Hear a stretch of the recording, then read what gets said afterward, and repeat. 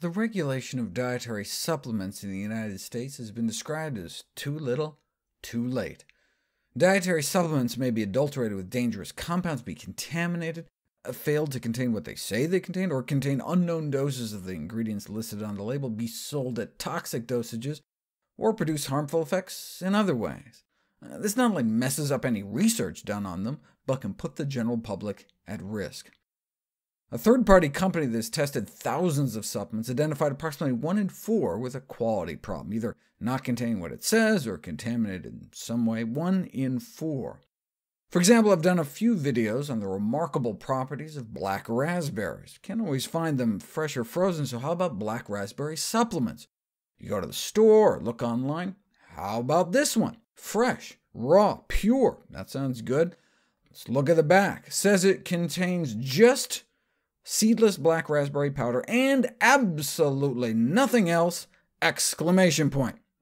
It's nice to see there's no fillers or artificial ingredients, so you plunk down your $23.77, but it turns out you've been had.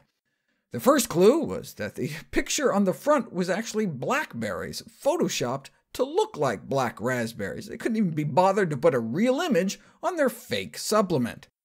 The researchers' second clue was that it sure didn't look like pure black raspberry powder, and so they put it to the test, and indeed, there was no black raspberry at all.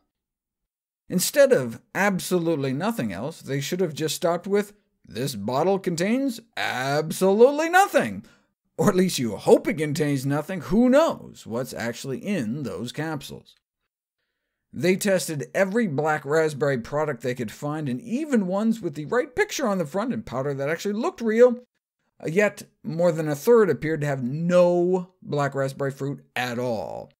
At the moment, a consumer who assumes the U.S. dietary supplement marketplace is free from risk, or even honest, is unfortunately naive.